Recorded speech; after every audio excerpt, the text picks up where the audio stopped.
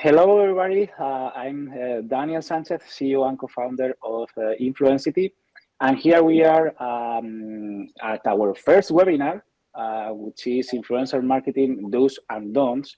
And we have also with us Elo and Kate from Giraffe. Hello. Hello, morning. Hi. Hi. So just to start, let's have a brief introduction about myself at Influencity. We have been running an influencer marketing platform for a while now, actually 10 years. And basically we help brands and agencies to find, analyze, and manage campaigns with influencers.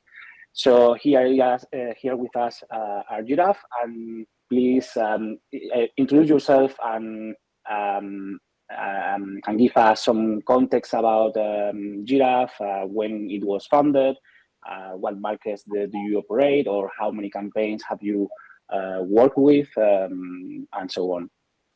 Absolutely. I'll start with that. So I'm Kate Webster. I am the head of operations at Giraffe Social. We've been around since 2012. We were started by our two founders, Kane and Phil, and they've grown us into what we are today, which is a specialist social media agency. We offer, obviously, influencer marketing, but social media management, paid advertising, and several peripheral services like blog writing and content creation and the like. But of course, we specialize in social, and particularly our sort of ethos is focused around the dynamic combination of both strategy and creativity. So the business now, we've got about, I think, 15 members of the team. And we're growing every day. We've worked now with over, in the last sort of 11 years, probably about over 350 businesses that we've supported with their social media presence. Wow. On 5 different continents. I'm looking forward, if anybody from Antarctica needs some help with their social, please let us know so we can hit that difficult one. But yeah, that's a little bit about us. That's very, very nice. Thank you. Thank you so much. Okay, so let's start with the first question, I guess, that for all the people who are starting with influencer marketing, I think that this webinar is going to be very, very helpful. So in your opinion, what the typical campaign looks like? Are more paid collaboration with influencers, are more organic or product seeding campaigns? How are these campaigns? So we have different campaigns, and mainly it really depends on the client and then the service and the product that they offer. And how, like, what's their price point, the content values or brand values. So it depends on a lot of things. So we do both paid and gifted collaborations. And generally we have like an idea of what we kind of want the message of the campaign to be. And then we put down some key sort of messages or points that we would like the creator or the influencer to then mention or focus on. And then we also specify like which platform it is, like how many types of or pieces of content. But generally it's a good idea to also leave some like flexibility in that as well, to have like a rough guideline for what we're looking for and what message do we want to get out there, but then give the influencer the freedom to take their ideas and present it in a way that's really relevant to their audience as well. So it's kind of a collaboration in that sense. Okay, so basically you don't tell exactly what to do, what the influencer has to do. I guess you give the freedom to be creative and so on, because I have found many times that there are probably many strict briefings that doesn't allow the creator to be themselves, let's say. Yeah, it's difficult sometimes because obviously brands want things to be more controlled, and they want to make sure that it hits the brand voice and the brand values and everything, but the influencer knows best what works for their audience. So for both of us to have the best results from the campaign, it needs to be something that resonates with the audience in a way that doesn't feel like salesy or too like emotional, because people go to influencers for like the influencer content basically, and they want to see that like relatable content. If they want to see what the brand's great, they can go on the brand account. So it's good to kind of keep that a bit separate and give them that freedom. Right. Okay, and what type of influencers do you usually collaborate with? Are more micro, nano, more macro, or celebrities? How do you actually select those influencers? That again depends on the brand and a lot of how big the budget is for the brand specifically. But we mainly work with nano and micro influencers. And the way we find them is obviously we use Influencity because we can search for different like filters and keywords, and also based on like content engagement and things and followers. But I also do manual search as well, because sometimes it's just great to look at who are the people who are already engaging with the brand on the socials, or if the brand is engaging with certain people or creators that are just kind of their values align. So it's like a mixture of kind of manual research and also like using platforms like Influencity. Okay. When is a good idea to work with micro nano influencers rather than, I don't know, macro influencer? I mean, is there any like framework or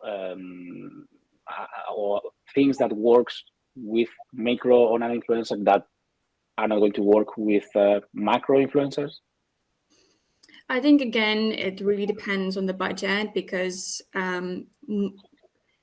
you have more flexibility with smaller influencers, so like nano and micro influencers, whereas macro influencers, they can charge a lot of money. So if the brand or the company has a lot of, or a big marketing budget and they can use that, then it's good to use bigger influencers for like a big awareness campaign, for example. But smaller influencers are really good for engagement and that sort of authenticity to get in front of that, in front of the people who are really engaged in that specific like niche or industry. Okay, yeah, that makes sense. And we sometimes get asked about how we should reach influencers. How do I contact them? They are going to reply to me. Do I have to send a budget for in the first instance, or I have to ask for the budget? How this process works? I try to normally email creators, because email is usually like a better way to communicate. But I think the most important thing is to make sure to explain why that influencer is the right influencer for the campaign or the brand, and how we see why do we want to work with them, and how can we see them being like an important part of the brand or that campaign.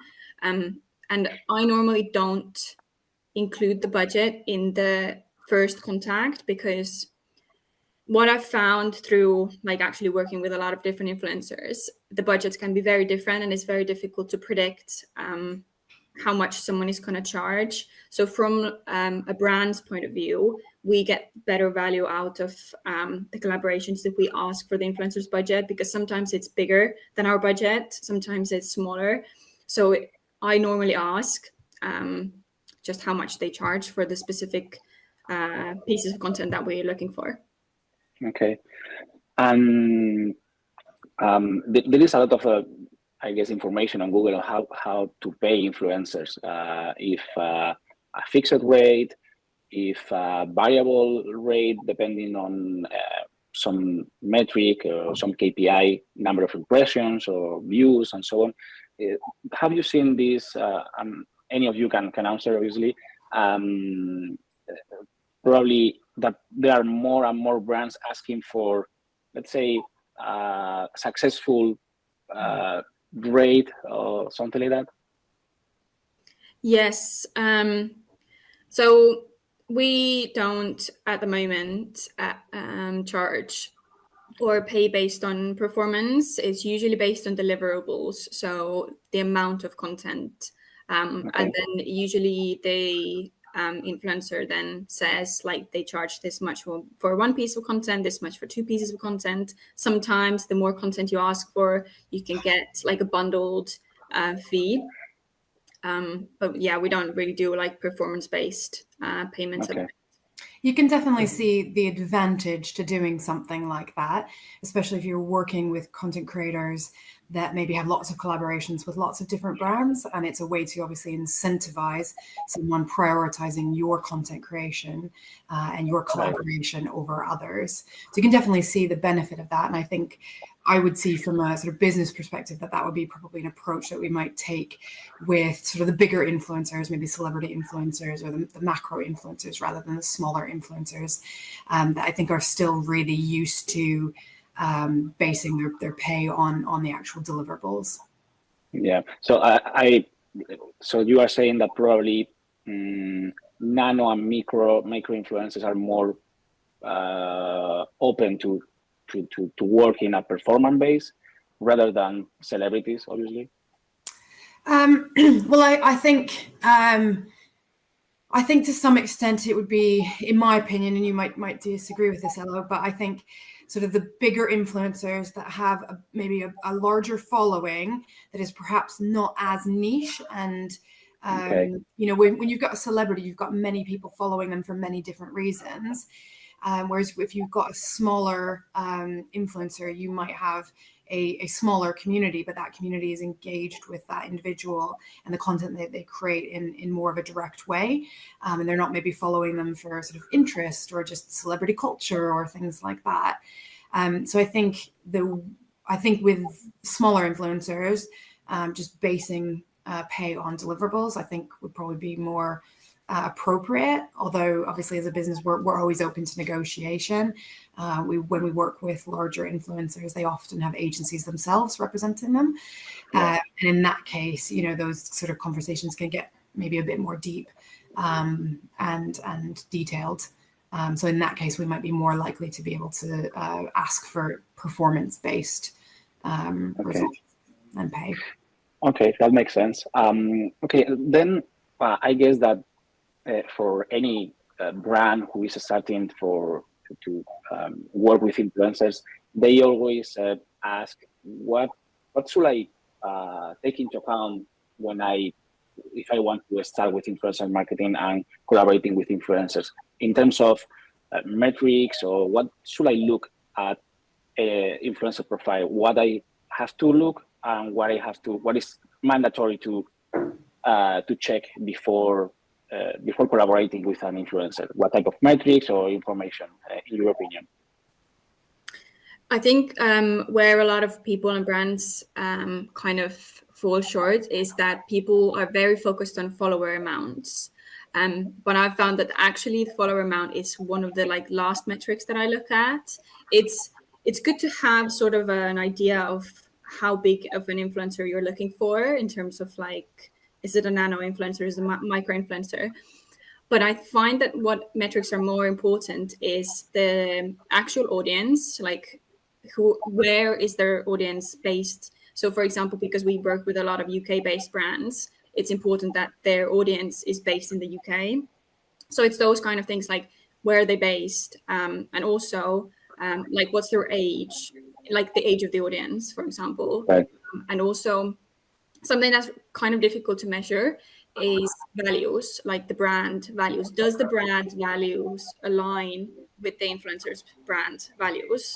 I think that's one of the more important things that people often overlook because it's really difficult to measure.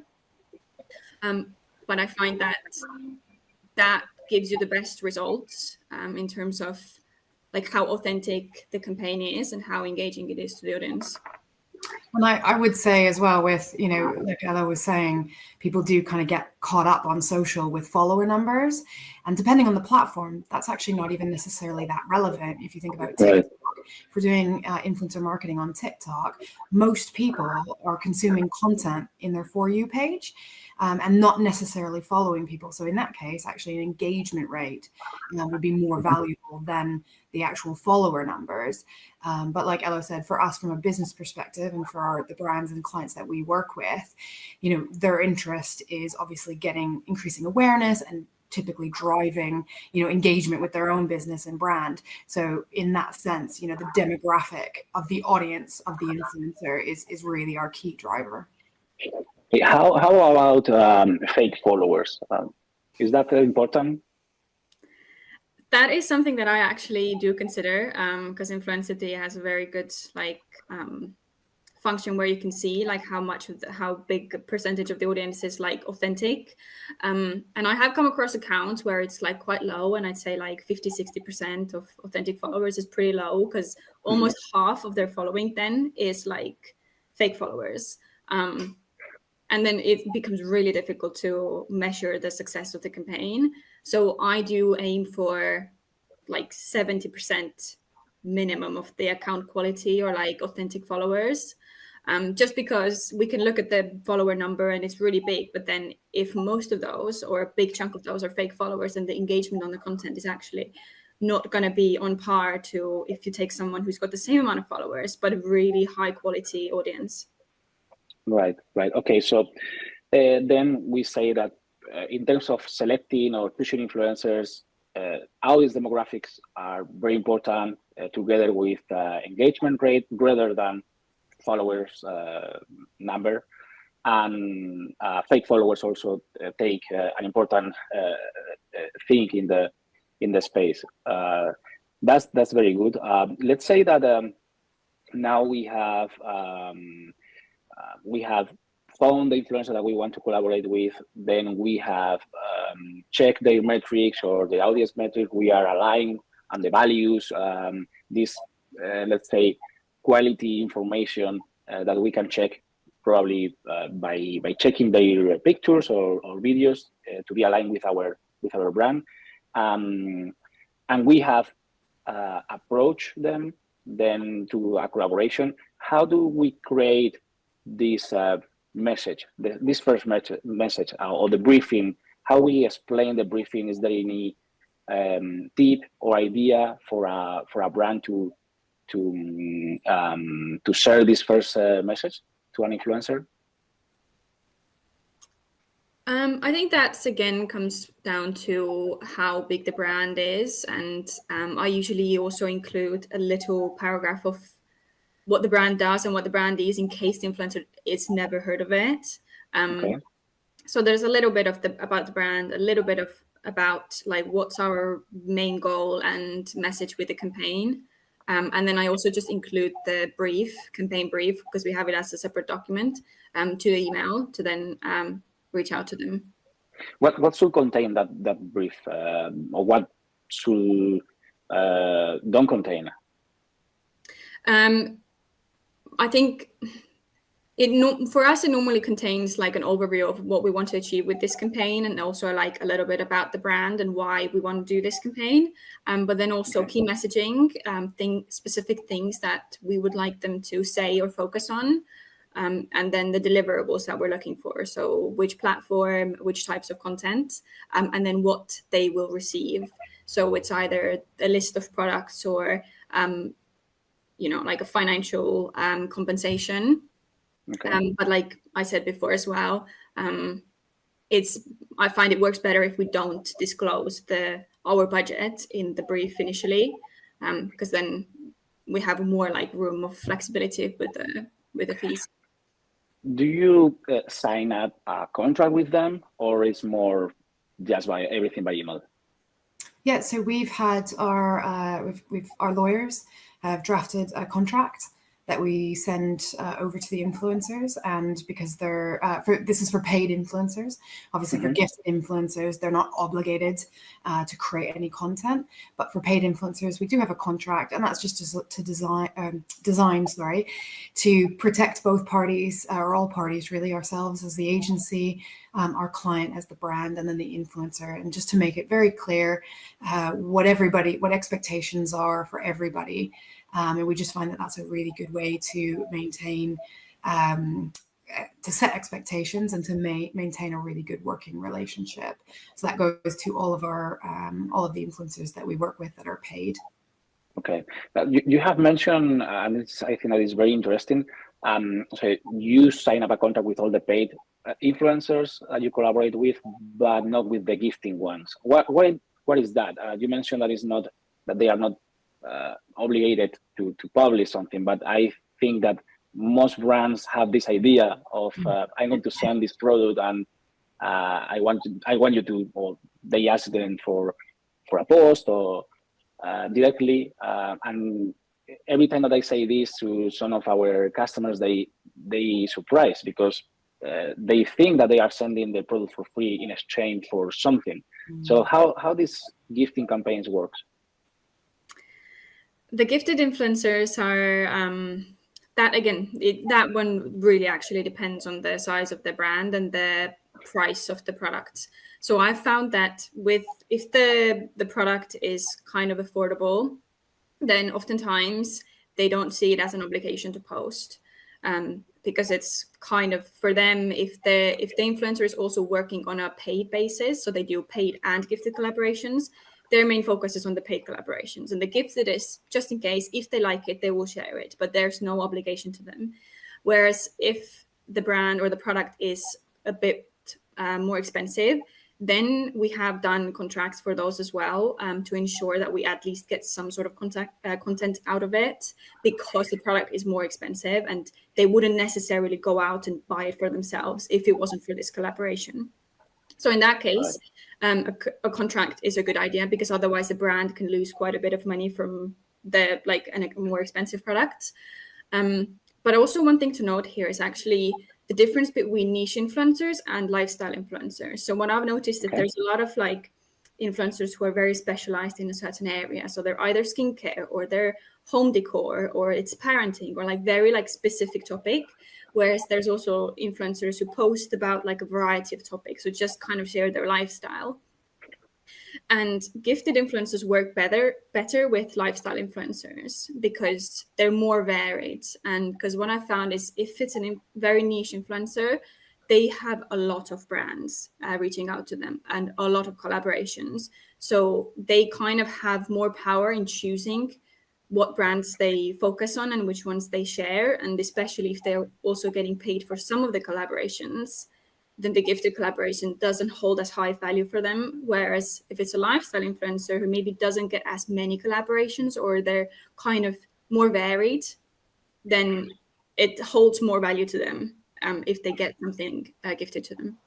Yeah, I think it's also important to remember that, and I think this is one of the big myths of influencer marketing, that brands and businesses who maybe don't have experience with influencer marketing think, well, I'm giving them something. Why won't they work for, this face cream or this hand wash or something? And the reality is for a lot of influencers, if it's not already their full-time job, they want it to be their full-time job, and nobody can pay rent with hand wash or face cream. At the end of the day, these people are doing work and doing the work and should be paid for it in the same way that you and I show up to work every day and we get paid in our salaries rather than just the products or services that our companies offer. Right. Totally agree. Okay. Some people ask me sometimes if they need to ask the influencer for the content rights to be used this content in other platforms or in other marketing materials for the brand. Do you think that this is important? Should we ask for content rights? I'm just going to say, I know Elo has a very specific answer for this, but I'm going to say as a business, as a social media agency, we always ensure that we always have the rights to use any content that we use in whichever way we're going to use it. So we would never use somebody's content without the sort of permission to do so. And that includes, the influencer content, but as well as, just user generated content. We would always ask for permission to repost something or to use, any imagery or anything like that. Okay. Yes, absolutely. I ask because many brands, they don't pay attention to this. They don't think that it's important, and then they repost the content and they probably fail into some legal aspect with influencers. So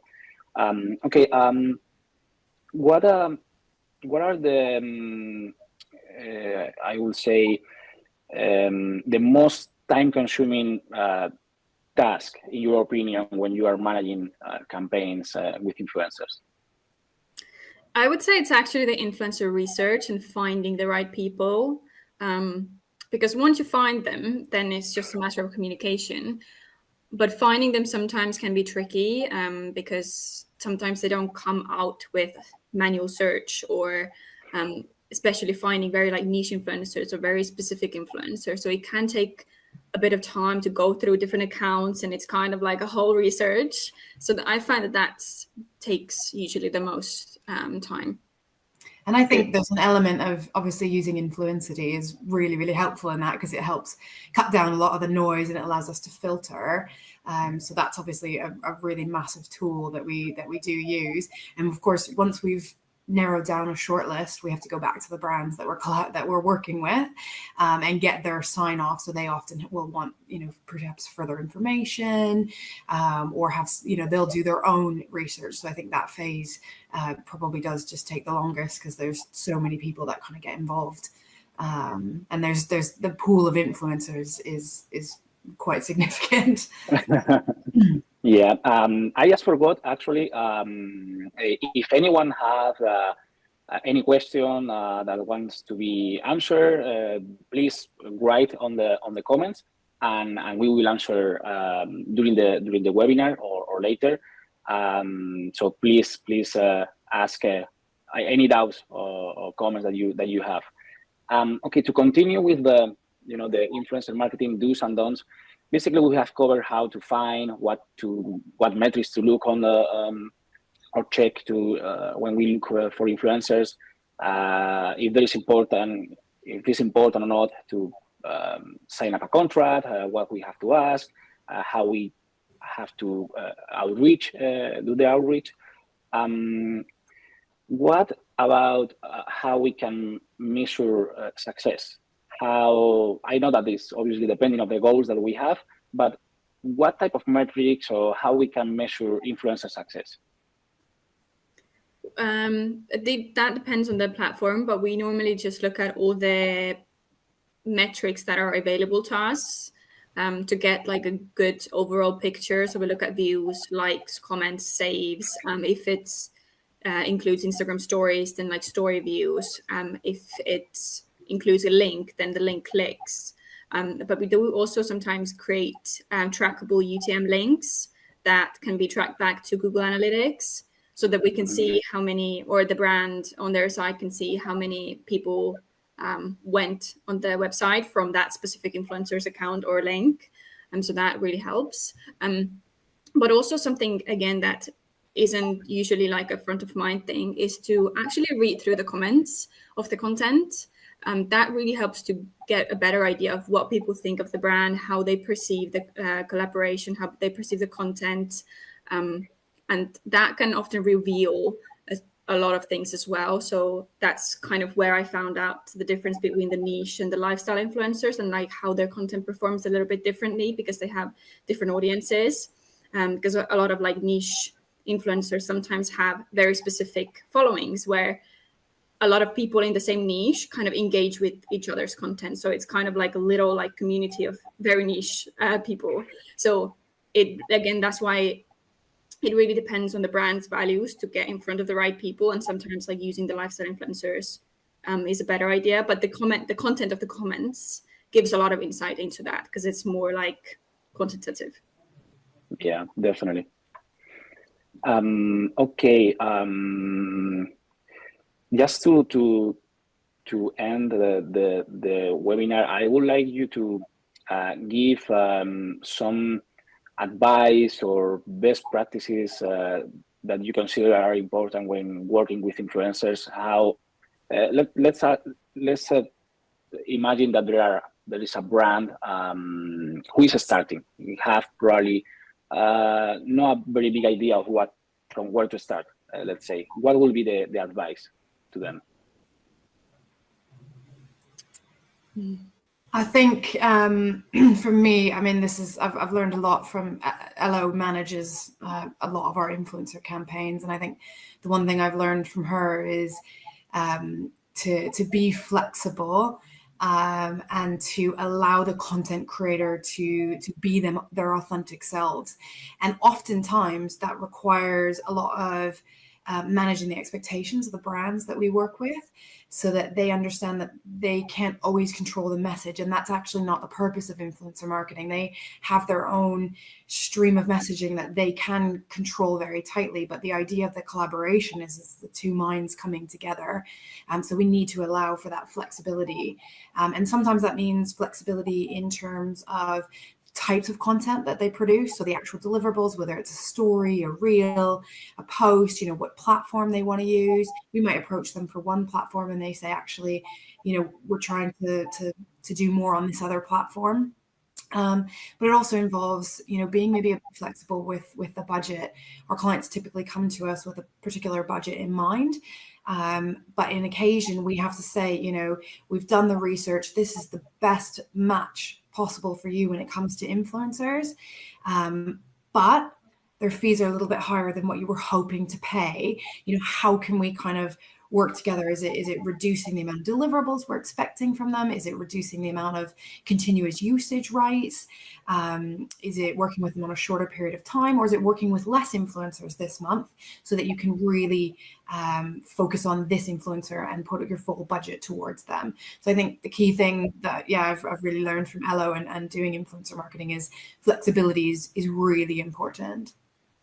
Okay, nice. Yeah, I completely agree with Kate, and I would say also if it's a new brand just starting out, then that's where it's especially important to find the people who align with your brand values, because sometimes some influencers also can work for like not being paid. If the brand is really, really something that's close to their heart or something that they are really excited about, they might even if they maybe normally would be out of the brand's budget, if it's a very, very, very close match, then they can still promote it without getting paid for it, just because it means something to them. So it's trying to find those people who really very genuinely align with the brand. Okay, and what are, in your opinion, what are the most common mistakes when someone starts doing influencer marketing? I think one of the big mistakes is that people look at followers and they want a lot of followers and a lot big influencers with a lot of followers. So that's one thing to look out for. And then second thing is also the mistake that a lot of people do is trying to control the content too much. Yeah. Like I said, like that flexibility is really, really important for a successful campaign. And I think the third thing is probably the assumption that because you're giving them a product, right, that they'll work for free. And I think that's not fair on the influencers. They deserve to be paid, as we all do, to be paid. That's true. Okay, well, I don't know if I think that we have covered a lot of things, a lot of topics. I don't know if you, Elo or Kate, want to add something for the audience. Yeah, I mean, I would just say, thank you to Influencity for not only having us on the webinar, but for all the support that you do for us, in terms of being able to access the influencers through using your tool. It's definitely made our lives so much easier. So it's definitely an amazing resource, and your team, the team at Influencity, have always been amazing and supportive to us. So we're really lucky to have our partnership as well. Well, thank you so much for your kind words. Okay, guys. Well, thank you so much for listening and watching this first webinar at Influencity and Giraffe. Has been a pleasure, Kate and Elo. Very nice conversation. I think that it's going to be very helpful for all the people who is starting doing influencer marketing to not make the same mistakes, I guess, that most of the people do when they start doing influencer marketing. So thank you so much for your cooperation and collaboration, and hope to see you next time. Thank you so much for having us. Bye. Bye.